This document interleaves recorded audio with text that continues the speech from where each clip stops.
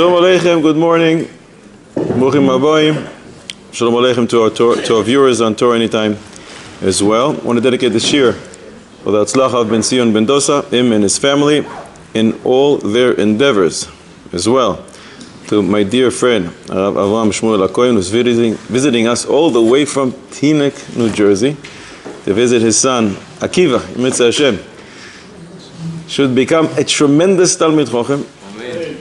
That Klal Yisrael will go to him to seek his guidance, brachos, VaYetzei Hashem, and his father and family will see tremendous nachas de kedusha. You don't have to go back to Chutz La'aretz, you know. Well, we welcome you every week, VaYetzei Hashem. You can stay here. We're starting with a riddle in Yana de Yoima. We are in the month of Kislev. This is a 2-point question. Which halacha in Shulchan Aruch? We have 4 halakim of Shulchan Aruch. Which halacha in Shulchan Aruch starts only from Beis Kislev? Anu halacha. Only applicable from the 2nd of Kislev going forward. Doesn't apply before. Can it be? Not everybody together. One by one. Zayin. Zayin Cheshvan we start, right? 30 days. So is it Zayin Kislev? Why base? Yashan? Kislev? Yashen or Yashan?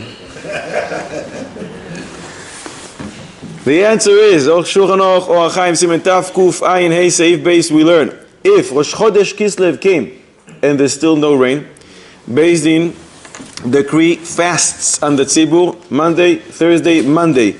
But in Shulchan Aruch twice in Simen Taf Yud Ches Seif Beis and in Taf Kuf Ayin Beis Seif Beis we learn that you don't decree a tainis on a Rosh Chodesh. So if it's from Rosh Chodesh but you can actually fast on Rosh Chodesh, is the first time this can be applicable? Beis Kislev. That's the answer to a question, and nobody gets any points, but maybe later on you'll get the points. We'll see, I'm not sure. There's a rollover to the next one? The points? I don't know what you're going to do with the points, but yes, it can roll over. Yeah, but if you get it wrong, I take away those 4 points. So now we dive into Parshas VaYetzei. VaYetzei Yaakov mi Beersheva vayelech Harana. Can you make this pasuk shorter? Sure. Good, Yaakov. Vayelech Yaakov Harana. You just took 3 words off. So are they superfluous? Who's bothered by this? Rashi. What does Rashi explain?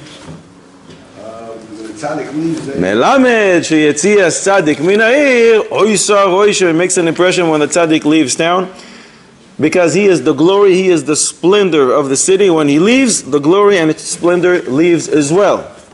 Were there other tzaddikim before Yaakovin who also left their cities? Yes, their name is Avraham, their name is Yitzchak. Lech lecha me'artzecha. Can't you say VaYetzei Avraham me'artzo? By Yitzchak Avinu it says, when he left Gerar, Vayelech Misham. But if the word Yetzia, VaYetzei, denotes that Roishem is left, why can't you say about Yitzchak or Avraham, VaYetzei?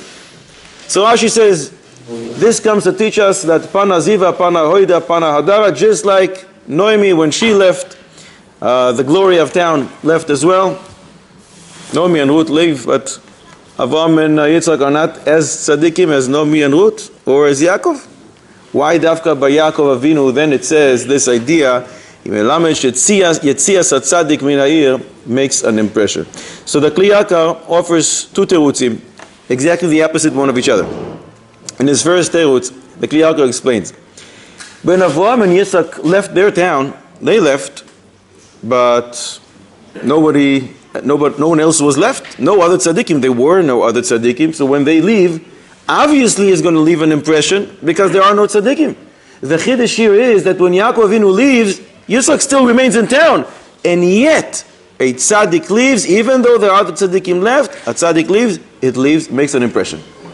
The other terut that the Kli Yakar says exactly the opposite. One happened when Avraham and Yitzchak left. They left, and along they took with them their whole mishpacha. Everybody. Who's left? All the Reshaim. You think the Reshaim are devastated. The tzaddik left town. It's like, oh, finally, we got rid of this Frumi guy. It's annoying us all day long. He's sitting and learning and rebuking us. They were very happy. So obviously it didn't make any impression. Only when Yaakov Avinu left, and Rivka and Yitzchak are still there, then it makes an impression. And those are the two terutzim of the Kli Yaakov, but the Keren LeDavid, he says differently. There are all kinds of tzaddikim. There's a tzaddik who's involved in kiruv. All day long he goes and he talks to people and tries to be mekar of them, and he's involved with the tzibur. There's another tzaddik. The tzaddik who sits in his Daled Amos, he can sit in Bnei Brak in 23 Rashbam Street, nobody knows him. Ultimately the whole world would know him. But as if he has no interaction with the tzibur. So he would think that the first type of tzaddik who's very involved with the tzibur, when he leaves, he makes an impression. Everybody cries, oh, we lost the tzaddik. The other type of tzaddik, what do we have to do with him? He just sits and learns by himself. It doesn't make an impression when he leaves. The chiddush is Yaakov Avinu wasn't like Avraham and Yitzchak initially. At the time that Yitzchak was around, Yaakov was sitting in the Beis Medrash. He didn't have too many interactions with the tzibur, and yet the chiddush is even when a tzaddik like that leaves town, it makes an impression, and that's the chiddush of Yaakov Avinu. That's why it says dafka by him. When Avraham and Yitzchak left town, obviously it would make an impression because people knew them. They were involved with the tzibur, but Yaakov wasn't, and that's the chiddush of Yaakov Avinu. When Yaakov Avinu goes to sleep in Beis El, the pasuk says, "Vayishkav b'makom hahu." So Rashi explains, "B'makom hahu" is lashon miut. Finally, now he's going to sleep after 14 years that he didn't. Is it shayach to say he didn't go to sleep for 14 years? Asks Reb Chaim Shmulevitz. We have a rule. In Sukkah Nun Gimel Amud Aleph, Chazal say, if somebody says, Shvua, I'm taking a Shvua, that I'm not going to sleep for a week, what do we do to him? We give him Malkos, and we say, here's the bed, go to sleep right now. Because it's not shayach for a person to live more than 3 days without going to sleep. So how can you say that Yaakov Avinu didn't sleep for 14 days? 14 years, I'm sorry. How is it possible? In the bed. In the bed. So Reb Chaim Shmulevitz says, not in the bed. Reb Chaim Shmulevitz says, Yaakov Avinu never went to sleep. He never put his pajamas on. Yes, of course he fell asleep, but he didn't go to sleep. He was learning and learning and learning and felt his eyes become very, very heavy, and he fell asleep. But the chiddush was, tonight he is going to sleep. Vayishkav b'makom hahu, as opposed to 14 years that he fell asleep. My Rebbe, Rebbe Usher Weiss, told me that his Rebbe, the Kloisenberger Rebbe Zatzal, never said Kriyas Shema al Amita. Never said Kriyas Shema. Bedtime Kriyas Shema, because he never went to sleep. He fell asleep every single night when he's learning, but he never went to sleep and really didn't have a chance to say Kriyas Shema al Amita. L'choira, there is a stira in the Rambam. The Rambam Milchos Deos, Perek Daled Halacha Daled says, Dai lo la'adam sheyishan 8 sha'os me'es le'es. It's sufficient for a person to sleep 8 hours. One needs 8 hours a night, and people who love sleeping love to quote this Rambam. It's great. Who gets 8 hours today? I don't know.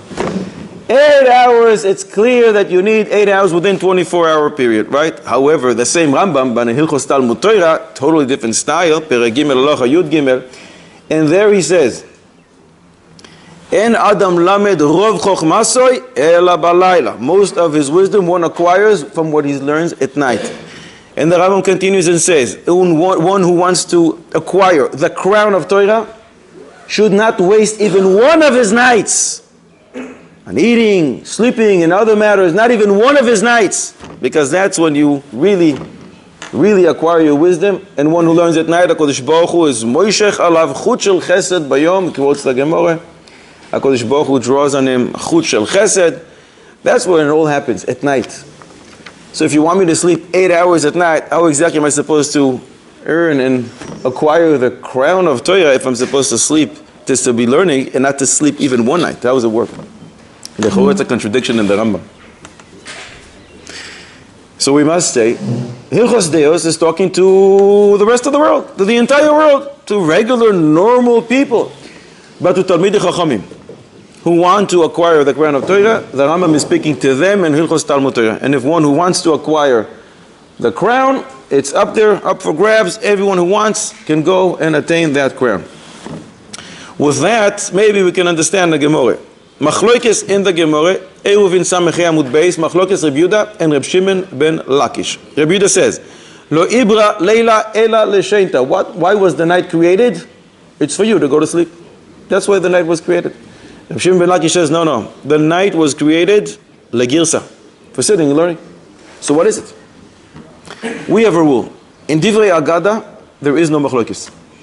In divrei halacha, there could be many machlokes. You say tameh, and I say tahor, pasul, kosher, treif. There is a halacha, and we know there's only one opinion that lemaise we decree, and that's how we rule.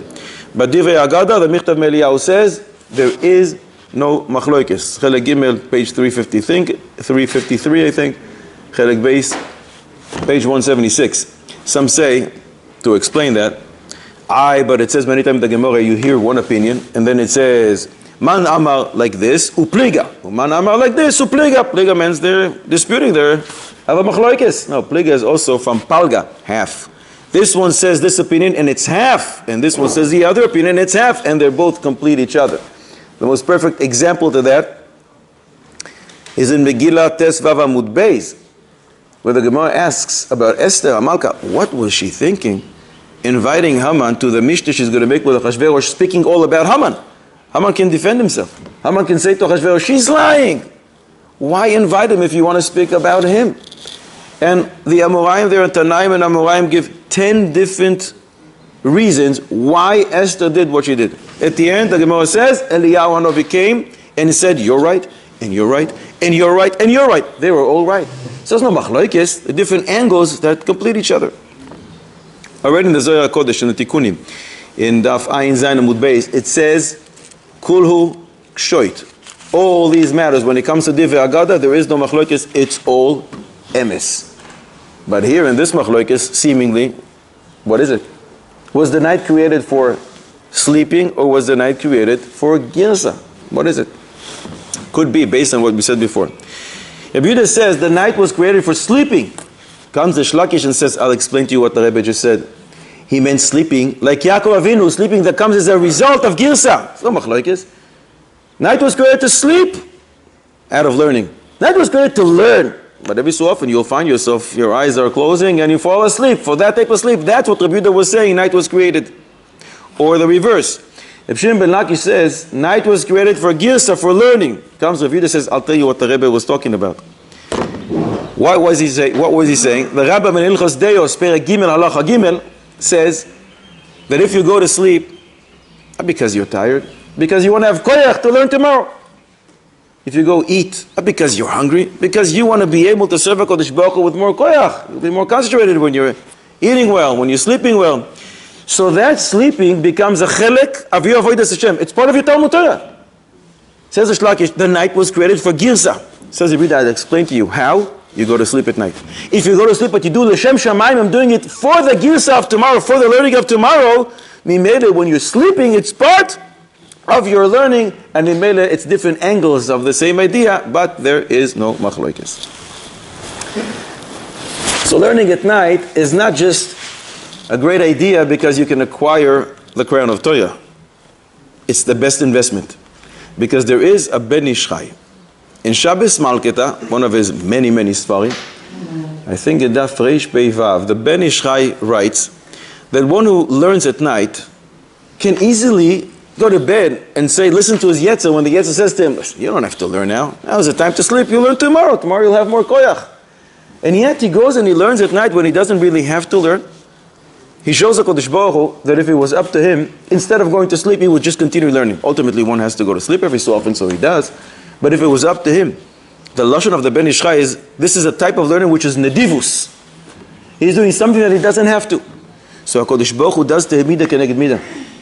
And HaKadosh Baruch Hu says, I see that if it was up to you, you wouldn't go into business.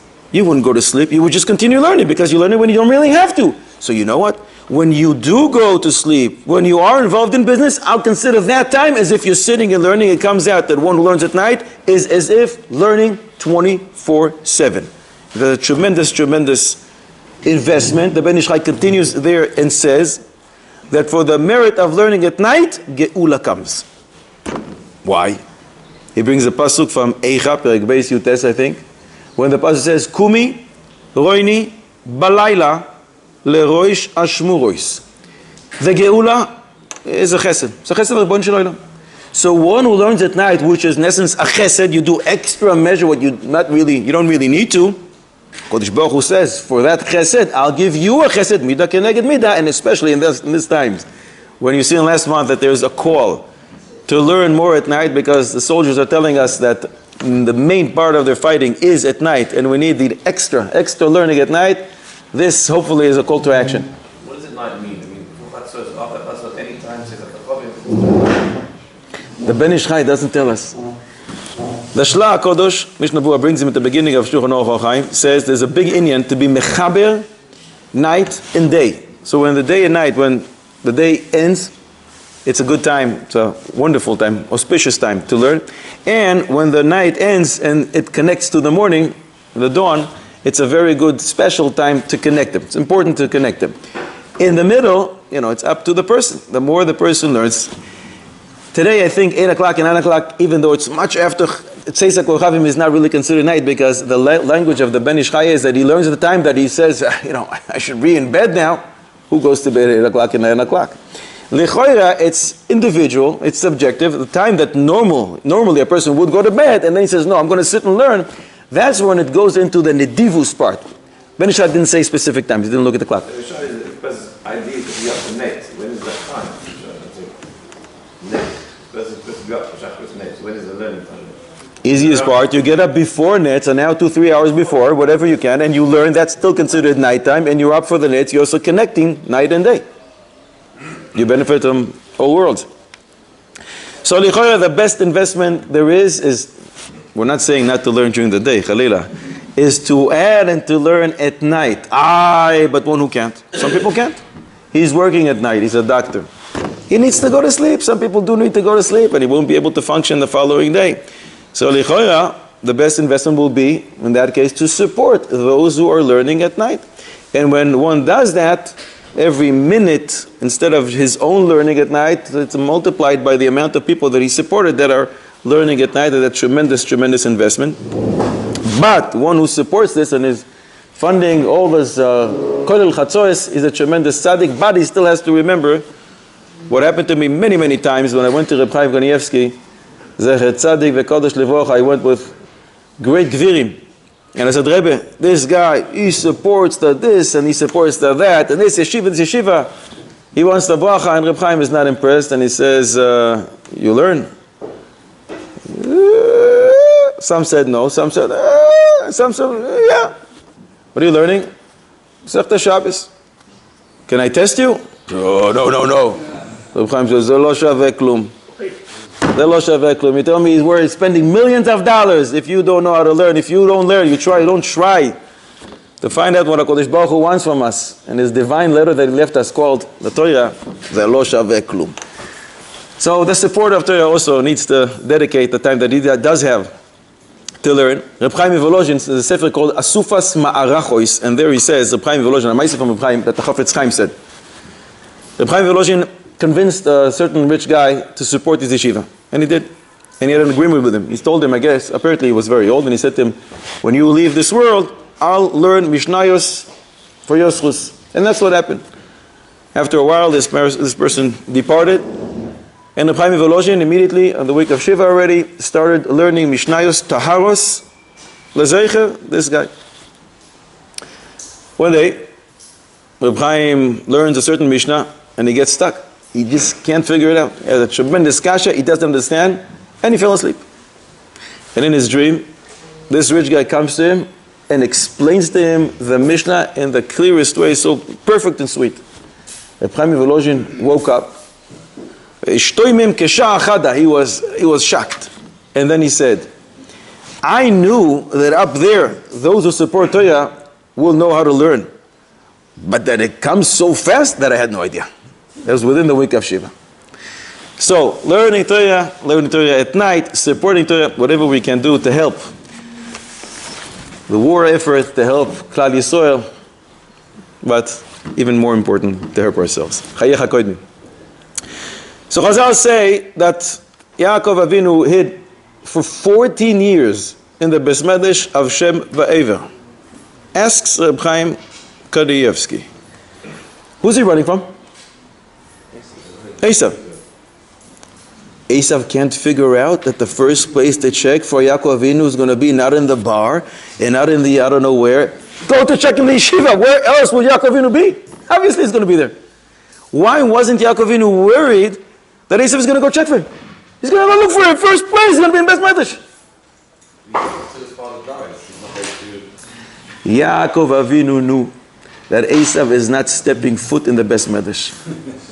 There's so much sanctity there. There's so much tahara that Esav was worried, oh, if I come there, maybe one of the Rabbonim is going to sit me down and going to have a shmuz with me and they're going to try to be massive b'tshuva. Esav doesn't think for even 1 second, I'm not going into the shul. And therefore Yaakov was very protected there. He said, I'm good. 14 years, nobody's going to bother me there.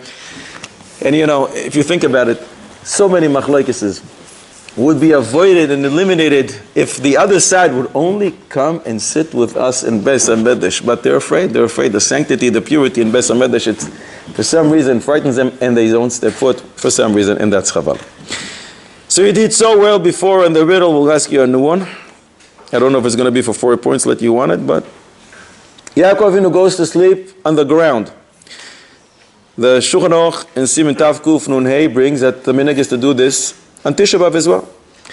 Is there anyone in Chumash Bereshis, other than this story with Yaakov Avinu, that went to sleep on the ground? Yeah. For more than 14 years. More than 14 years. Yeah, the Meraglim. Meraglim went to sleep on the ground? They were sleeping in every year in the Shabbat. First of all, it's not Chumash Bereshis, as far as I recall. And second of all, it's only once a year, Tisha B'Av. Day after day after day after day. Can it be? Somebody else in Chumash Bereshis. He slept on the ground? 14 years? Where does it say that? Still, Noah's children came, they waited all the different, like his generations, you know, generations, different things, they didn't have furniture. Time of Avram Avinu, it says in the Medrash, was the first one that he had a carriage, a playpen for his baby. He's the first one to have it. But I'm assuming they did have a bed. Do you have a source that says that Avram Adam Rishon didn't have a bed? I'm assuming he did. If he didn't have the first day, within a few weeks, Mr. May created one. You had somebody in mind? VaYetzei, anyone else? Moving when it was doing teshuva of what? The pasuk of the Medrash says, Yashav besako uveta'anito. He was fasting, he was wearing a sackcloth, but doesn't say anything about his sleeping or non-sleeping. Doesn't say that, as far as I recall. The answer is, not in this story of Yaakov Avinu, but in a different story later on in the Chumash of Yaakov Avinu.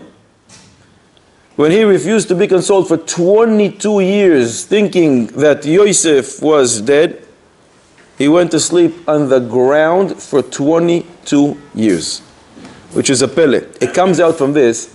How long did Yaakov Avinu live for? 147 years. More than a third of his life, he didn't go to bed.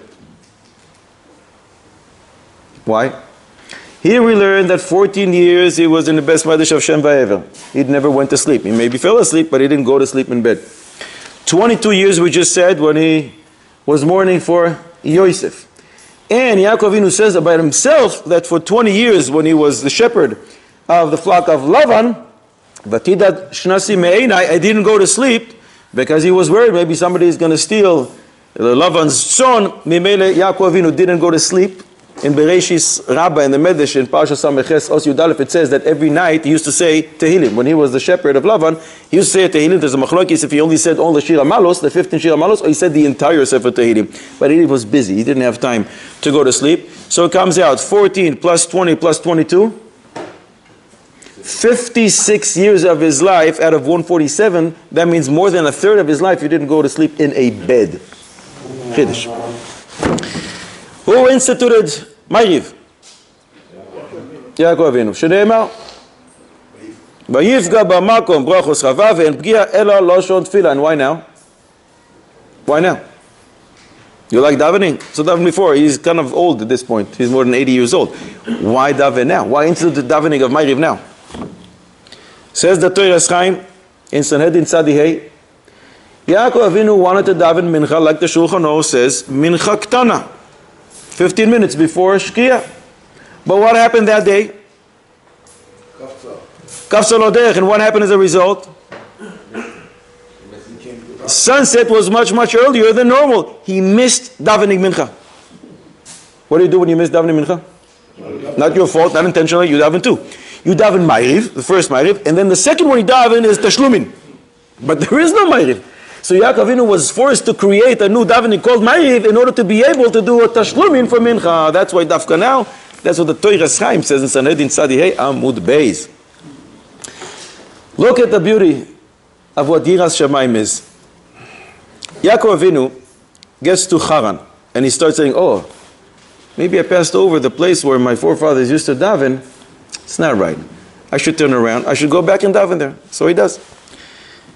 And he goes to sleep, and in his dream he sees the ladder, and he sees a tremendous vision, and he sees the Havtacha v'Kodesh Baruch Hu Shmarticha, I will watch over you no matter what. Havtacha, for your descendants, I will give them the land, I will watch over you forever and ever. And he wakes up, what does he say? I didn't know that there's a Kodesh Baruch Hu here. And if you would, so what? And if you would have known, so what would you do differently? Says the Medrash, Ve'ilu haya yodea, Yaakov Avinu would say, Lo ha'isi shtoichev mipnei oinis hashena she'asur lishon bebate knesiyos. I would not chalila fall asleep, but I wouldn't go to sleep here. You're not allowed to sleep in a shul. This is like a shul. Says the Alter of Novardok. Look at this. Yaakov Avinu was pursued by his brother. He was left naked. Eliphaz came and took all his belongings. Ve'ani chashuv kemes, and the Dorim Samech Dalet. So he had nothing. He's pursued, and now finally he goes to sleep. And he hears this unbelievable divine promise for you and your descendants forever. He sees the dream of the ladder. He talks to Ribono Shel Olam. Any normal person waking up from this dream, what would he do? Wow! Elated! What does Yaakov? He says, oi, maybe I went to sleep. Oi, maybe I did something wrong. That's Yiras Shamayim. Instead of thinking about the unbelievable merits, apparently I'm a tzaddik, HaKadosh Baruch Hu just talked to me and gave me a bracha of shmira. No, but he is worried about maybe I did something wrong. Be'oines, I didn't even know, I wasn't aware that it's a shul. That's called Yiras Shamayim. Usually you try to remember if you have a good dream. Who says he didn't? But the first thing that bothered him was not dreaming of Tacha, Shmira, HaKadosh Baruch Hu. No, maybe I did something wrong. If I would have known Chalila, I would close my eyes in a holy place like this.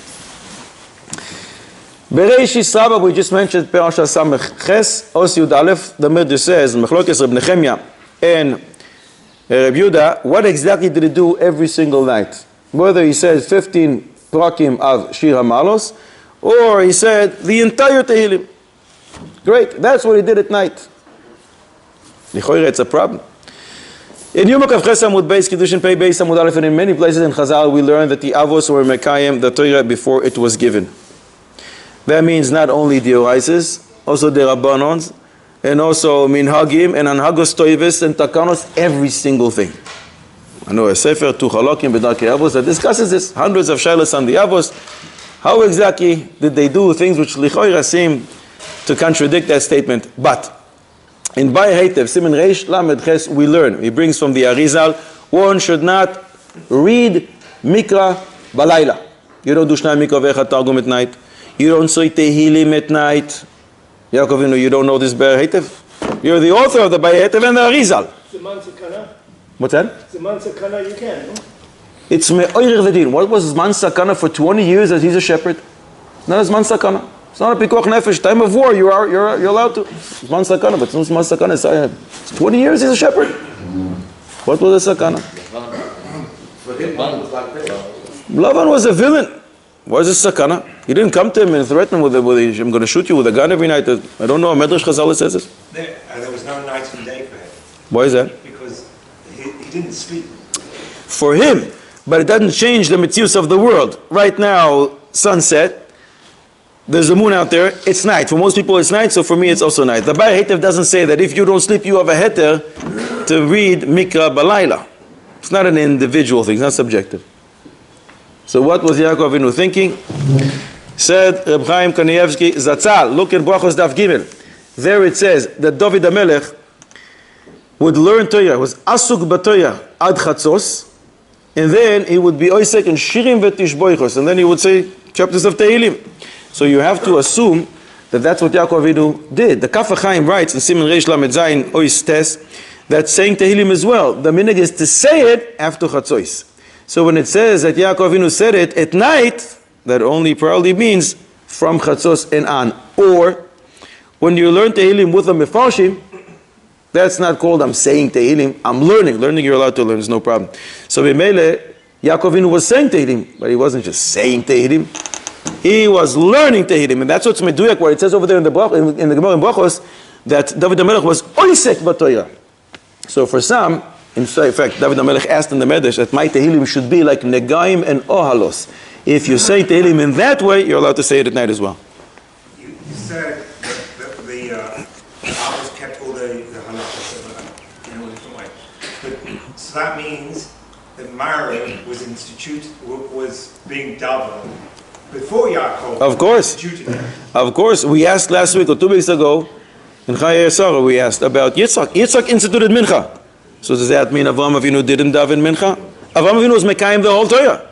How can you say he didn't daven Mincha? And the answer is, Yaakov Avinu instituted it for Klal Yisrael forever. Avraham Avinu was davening it before. And Avraham Avinu wasn't even the first one to daven Mincha. We brought from the Mipano, Menachem Azariah of Pano, that Adam HaRishon was the first one to daven Mincha. And not only did he daven Mincha Ktana, he davened Mincha Gedola as well. He davened 2 minchas. That's why it's called Mincha Ktana and Mincha Gedola, because as soon as it was created, he looked out and he said, "Wow, look where I am! Wow!" And he said, "Thank you to Ribbon Shlorim." He davened Mincha with tremendous simcha in his heart. That's why it's called Mincha Gedola.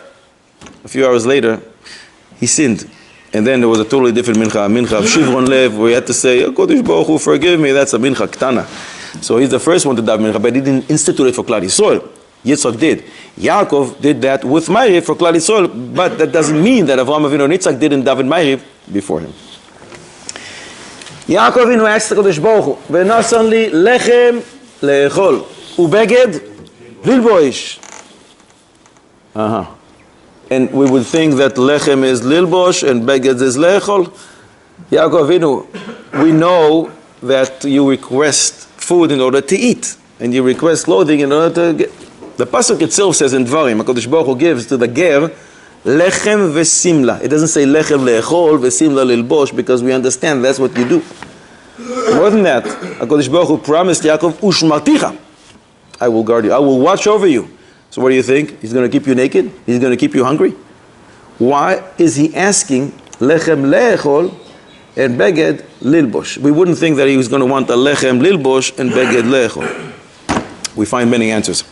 The Sefono says, I want to be able to eat the bread that Chalila, if I'm so poor, even though I have a avtacha from HaKadosh Baruch Hu, Shmarticha, HaKadosh Baruch Hu is going to watch over me, but if I'm so poor.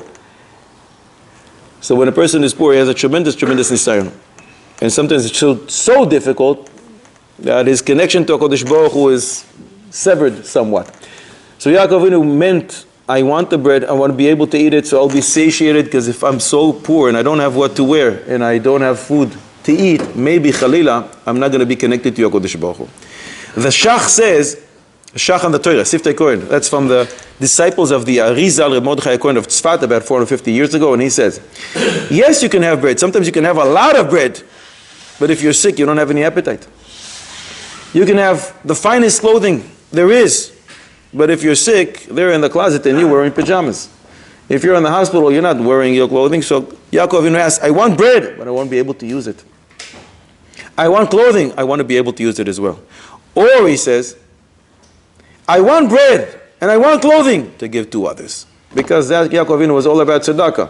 HaKadosh Baruch Hu says about Avraham Avinu, Ki yadativ, I love Avraham. Why? Le'man asher yetzav et banav es beiso achav v'shamu derech Hashem la'asot tzedakah u'mishpat. They do tzedakah in this household. So Yaakov Avinu said, I'm not worried about myself. You think I'm worried about food? You think I'm worried about clothing? I want to have food and clothing enough to support others. The Baal HaTurim says, the kavana of Yaakov Avinu, when he said food and clothing, he meant, I want to have the kehuna, which is in essence the bechoira, the firstborn's rights, that I got from Esav. Based on that, what Yaakov Avinu was saying, I want bread. What type of food was he asking for? To eat from the menachos of Beis HaMikdash. What kind of clothing? Big day kehuna. I don't need my regular suit. I want the big day kehuna. That's what he was requesting. The Radak, Rabbeinu Bechaye, Rabbeinu Avraham, the son of the Rambam. They all say, and others say as well, what Yaakov Avinu was actually requesting here, that he should have the midah of histapkus. B'mistapek b'muat. I can ask Allah for a lot of food, but I wouldn't be happy with, even when I'm stuck, only with bread, only with a shirt and pants to wear, that's it, and I don't need more than that. The Chafetz Chaim, in a few of his Sfarim, the Bir Halacha, a kuntres called Sfas Tamim, in his Sefer Shem Oila, keeps talking about this point, that a person should not ask for more than what he really needs. And in Bir Halacha, in Siman Tav Kuf Chavtes, it says that don't skimp on your expenses for Yontif, but anywhere else you should. Why? Because in the Gemara in VaYetzei Daf Tes Vav Amud Beis Tes Vayin Amud Aleph, the Gemara says, "Kol mezonoisav shel adam ktuvim loy mi Rosh Hashanah ve'ad Rosh Hashanah." A person's income is decreed on Rosh Hashanah. But if you go crazy and you start spending more than what was allocated for you, you're not going to get extra. And then in Bir Halacha, the Chafetz Chaim says, so where does it stem from? Are there any women in the women's section? I hope not. I don't know if there's any women listening to us, because he says it all because of the women. I'm just quoting you the Bir Halacha. The Bir Halacha says because they want to buy this and want to buy this, and the Bir Halacha says praiseworthy is the person who knows how to calculate what he has and doesn't spend more than that. But that's not the only reason, because he continues talking about it in other of his Sfarim, and in other of his Sfarim, in Sfas Tamim, Perek Hey in Sfas Tamim, he writes that the reason is because of the men. Already men in the men's section. Women, listen.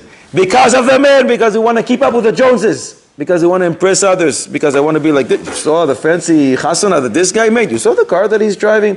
And because when people want to keep up with the others, if trying to impress others, they spend more than what they have. And he says that this causes a person to steal, and a person to come to embarrassment, and a person to become poor.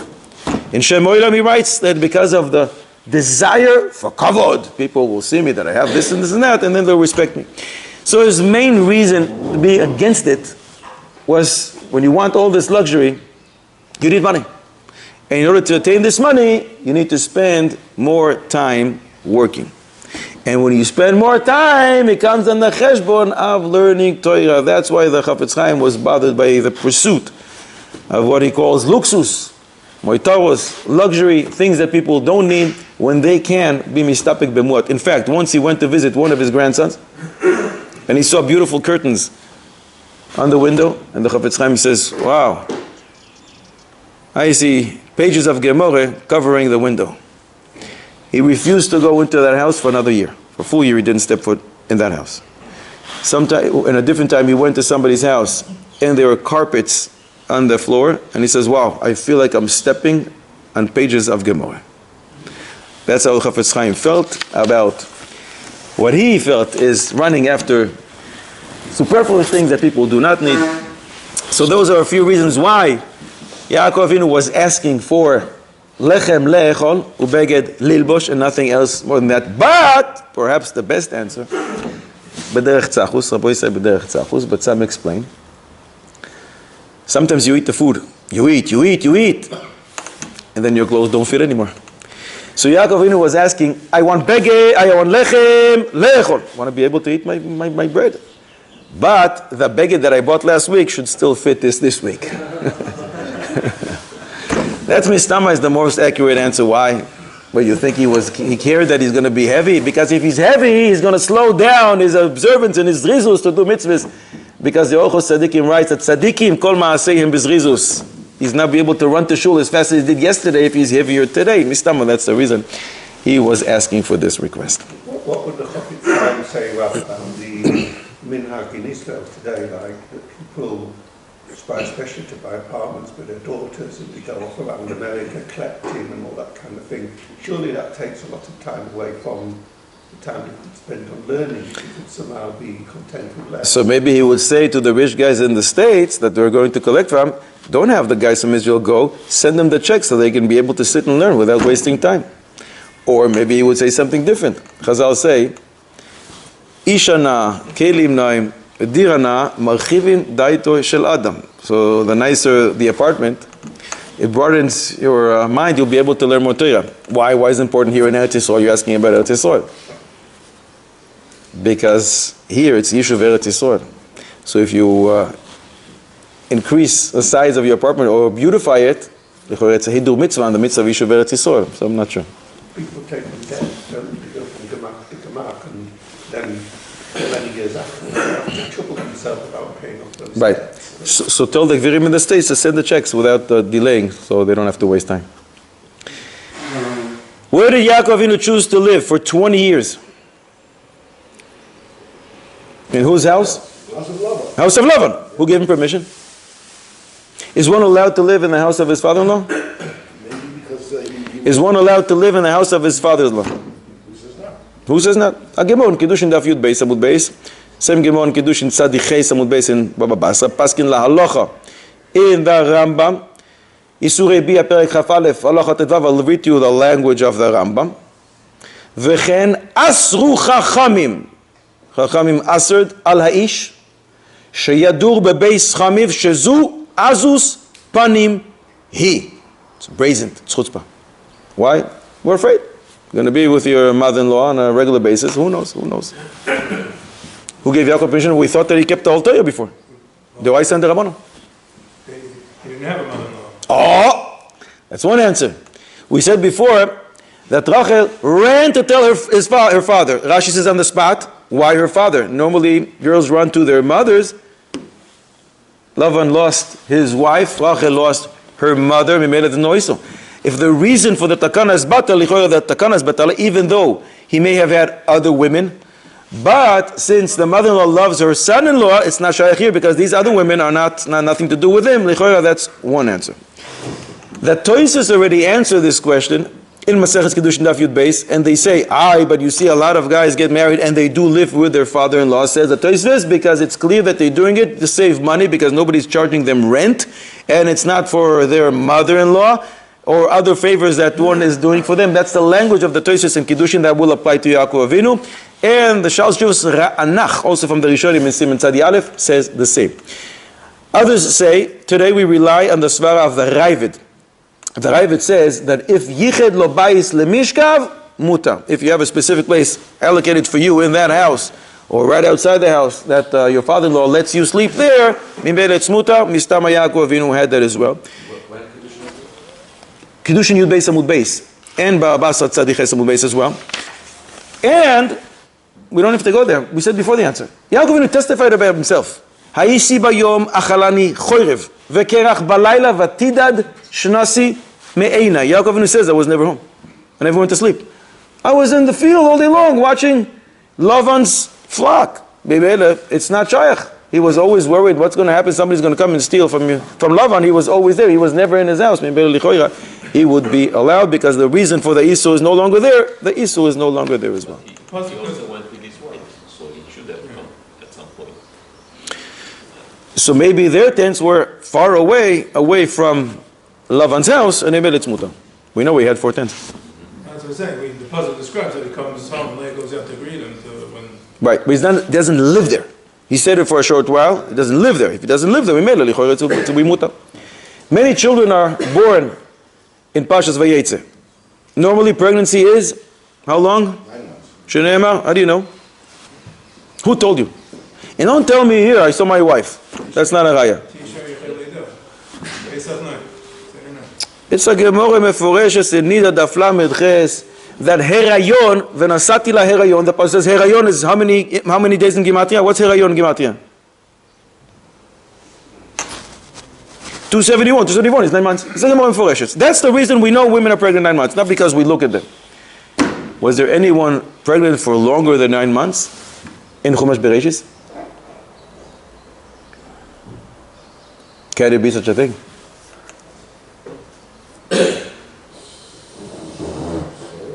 Sarah, how long? 1 year. 1 year. Who told you? Next year I'm coming back. So that means in 3 months from now she's going to get pregnant. Kayet Chaya, in 1 year from now she's going to deliver. After 3 months from now she's going to be pregnant, which means in 9 months later, a year from today, she's going to give birth. Who said she was pregnant for more than 9 months? And more than a year. Much more than a year. Who? So Bereshit only? In Chumash Bereshis. You know somewhere else? No, I mean there was the shorter pregnancy in Mitzrayim. When they I'm not looking for a shorter. That's every single day they gave birth. I'm looking for a longer pregnancy. More than 9 months. The answer is, She gave birth to Binyamin. She was pregnant for 18 months. How do I know? Zohar HaKodesh says, Vayi ka'asher yalda Rachel es Yosef, and this pasuk says, the Zohar, that she became pregnant when she was still in the house of Lavan. I don't know if it's the day before they were leaving, or maybe 2 or 3 months. I don't know. But Yaakov delayed, and he was on traveling for 18 months. And when he left Sukkos, that's when Binyamin was born.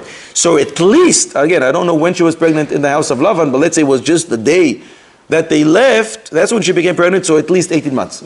It could be more, but that's the answer. I have another source for the 9 months. There's once was a Goya Asad in Amoraim. How did it take for a snake to have a gestation period? He told him 7 years. So he learned it because the curse on the small animal 52 days. Right. 9 times 7 times 7. Right, all right, very good.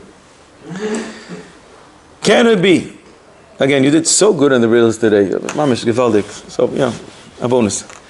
Can it be a word in a parsha, somewhere in the Torah?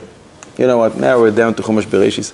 One word that has 8 different meanings in one parsha? Bichlal, to find a word that has 8 different meanings is hard. But 8 different meanings in one parsha. Maybe in Parshat VaYetzei. Let's see. Yaakov turns to the shepherds and he says to them, Vayomer lehem Yaakov, Achai, me'ayin atem. Where are you guys from? Achai, my brothers. The Radak says that's how a person turns to the ones whom he loves or to his neighbors. Achai means not brothers, it just means your friends, your neighbors. Yaakov sees Rachel and he turns and he says, Bas Lavan achi imoy, the brother of my mother. That's kipshutoy. A brother, ach is a brother. Vayagid Yaakov le Rachel, he told Rachel, Ki achi avia hu. Rashi says, I am the brother of Lavan. Excuse me, no, you're not. I am a brother of him in what? Beramos. With a villain, be villain-like. So that's a totally different meaning, and that's the third interpretation. The fourth, Vayomer Yaakov le Lavan, Hachi achi ata? You are like my brother. You're important to me like my brother. Fourth interpretation. Fifth and sixth, Lavan took along with him Es Echav Imoy. He took his brothers along. Rashi says, not brothers, Kroivav, he took his relatives. But in Toisvas HaShalem it says, Es Echav means his dogs. I don't know why. For whatever reason, Lavan decided to call his dogs my relatives, my close family. I don't know. That's the type of mishpacha that he had. So that's already the fifth and the sixth interpretation what Echav really means. The seventh pasuk is Sim ko neged achai ve'achecha ve'yochichu ben sheneinu. The Radak says the brothers here of Yaakov are the shepherds and other people that were with him. And the eighth is Vayomer Yaakov le'echav liktu avonim. Yaakov says to his brothers, what brothers? Rashi says, Achav hem banav. He's talking about his sons. Medu sechel tov. Echav are the shvatim, so it's the same thing. So Echav for some reason changed into banav. So we had 8 different interpretations to one word. Another riddle. What was Yosef's name when he was inside his mother's womb? He's still in Rachel. He has a different name. What was it? Dina. That's not Yosef, that's Dina. What was Yosef's name?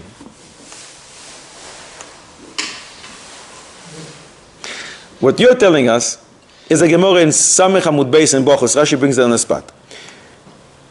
When Leah saw that she's pregnant, she says, uh-oh, wait a second, I already have 6 boys.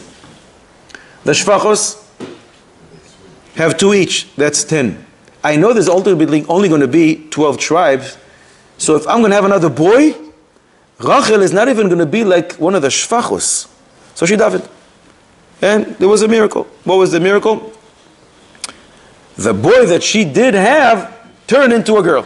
That's Pashtus understanding of Rashi and the Gemara in Brachos. But the Maharsha, over in Nida, the Flamet Aluf Amud Alef says, the girl didn't transform into a boy. The boy that she had was actually switched and was taken and thrown into Rachel's womb. And Rachel was pregnant with a girl, and she was switched and she was sent into Leah's womb. That's what the Targum Yonasan ben Uziel says as well, like the Marsha. So it comes out, Leah was pregnant with a kid, with a boy, Yosef. His name was Yehoisef. He had an extra hay. The Chassam Sofer, in Oiros Chassam Sofer, brings from a sefer called Tiv Gitin, in the name of a Mekubal, he doesn't tell us who it was, that this was the name of Yosef before he was born, is Yehoisef, and he suggests, the Chassam Sofer, that Dina's real name was Din, strict judgment.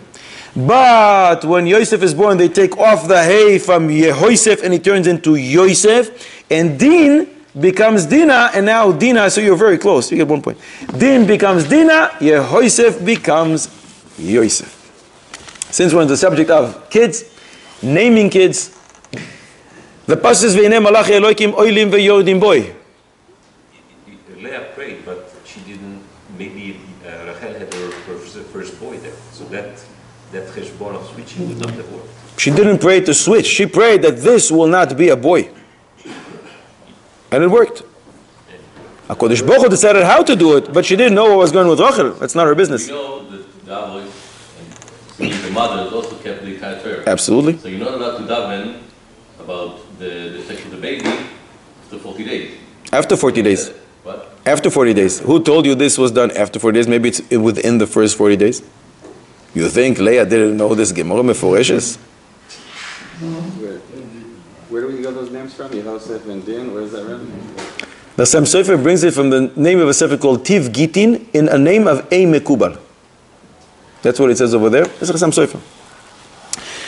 So the pasuk discusses malachim in our parasha. Hinei malachi Elokim oilim ve'yordim boy, and we have all kinds of children are born. Can one name his baby for a malach? Can you use names of malachim for your children? We see that people do. We see a lot of things that people do. We're not sure that it's okay. What's that?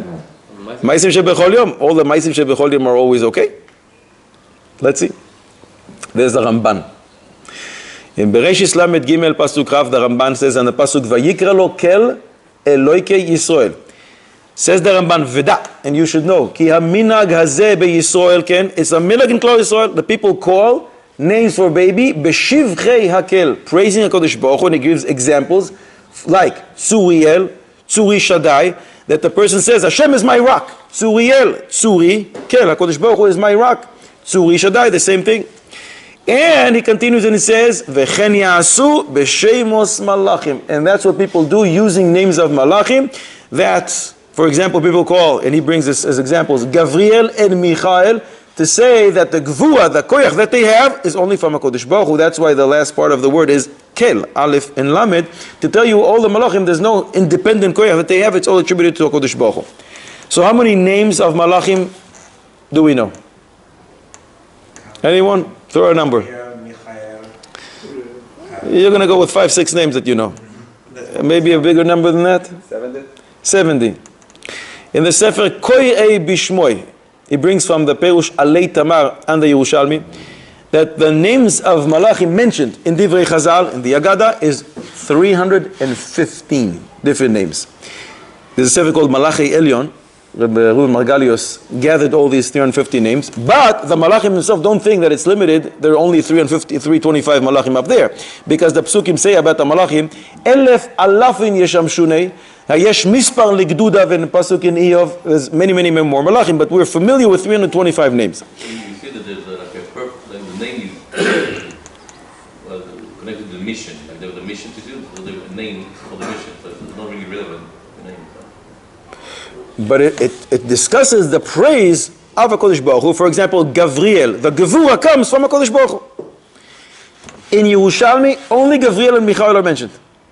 In Bavli, we see the Malach Matat, Mem Tet Tet, Reish, Vav, and Nun. And in Psachim Kuf Yud Ches, we learn about the Malach who's in charge of hail, and his name is Yurkami, Yud Vav Reish Kuf Mem Yud. Sefer Hasidim says, so why isn't it that the names of angels were revealed to us? Chiddush, Sefer Hasidim says, because they were afraid people are going to start bowing down to Malachim and make them into gods. Sefer Sha'arei Mitzvos, that's Reb Chaim Vital, he brings from his Rebbe, the Arizal, that he was choishesh to mention names of malachim, and when in the middle of a drasha, in the middle of a shir, he would discuss a malach, he would say mem, tet, and reish, and vav and nun. He would break it down into letters. He wouldn't say the name, except for names which are commonly used, like people use the names of Michael and Gabriel. So they say Srafim. Srafim refers to angels. No? Yeah, there's a different group of angels. Sofim, Ve'oifanim, Bechayos HaKodesh, there's all kinds of type of groups of malachim there. In fact, one of the malachim that we mentioned before, and that is the Matat, I believe, he is from the group of Srafim. So it comes out that the Arizal was mechalek between names which are common, that you can verbalize, and names which are not common. So some are afraid because of that, and they don't want to use names. And why is that? Sefer Zecher David brings a fantastic tam. I don't know what his source to say this is, but he says the reason is HaKadosh Baruch Hu made a deal with the angels that whenever you are called, you must come. So if a person calls his name, come here for a second, little, and he calls the name of Malach, and the Malach runs over because he thought they called him. He says, as if they called me in vain. It's dangerous for the father who called that Malach in vain, and he came here. There was no reason. The ticha that they caused the Malach, I don't know where the Zecher David got this from. David Batzi, one of the great Mekubalim in our generation, says there is no problem to use whether names which are common, names that are not common. In Sefer Keser Shem Tov, he brings, one is allowed to use the names that are mentioned in the Ksuvim, for example, Raphael, Michael, Gabriel. Names which are not mentioned in the Ksuvim, one should not write. But he says you're allowed to use names of Malachim Malach like Nuriel, Uriel, Azriel, even though they're not mentioned in the Ksuvim, because people use them all the time and it's not a problem. Reb Chaim Kanievsky writes that naming kids for Malachim like Raphael, Michael, Gabriel, Azriel, Uriel, that's the minhag of Israel, of Klal Yisrael. And he says Azriel, I'm sorry, before I said Matat, it's Azriel who's actually from the group of the Srafim. He says it's a common name. It even is used in the Tosfos in 3 places in Shas. The Chido and Shema Gidorim discusses this as well.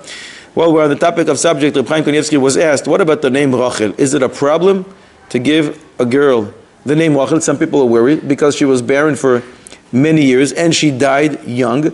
And Reb Chaim says there's no problem. A girl who's called Rachel does not have to change, doesn't have to add anything. It's a valid, 100% legitimate name.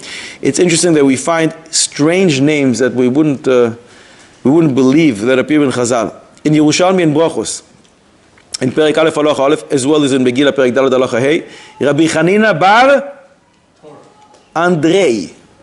Today is a very, very goyish name. If that's not enough, Tosfos bring in Gittin Daf Ches Amud Aleph, it's from Yerushalmi, it appears a few times. Sha'al Rabbeinu Peter le Rabbeinu Tam. Rabbi Peter asked Rabbeinu Tam. Peter is a very surprising name because that's one of the 5 disciples of Yamach Shemo V'Zichro. Very, very surprising. What about the name Albert?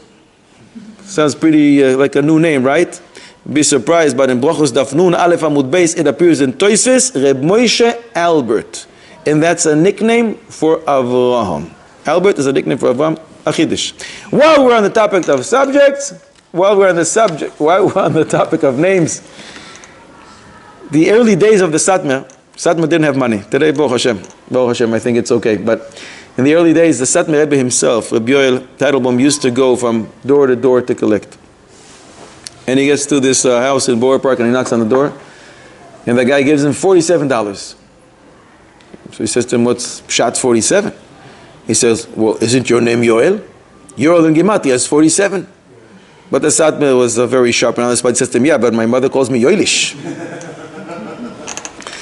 Yoelish is a little more expensive. Okay, Rabbi Isa, we'll finish off. We are dealing with Yishmael.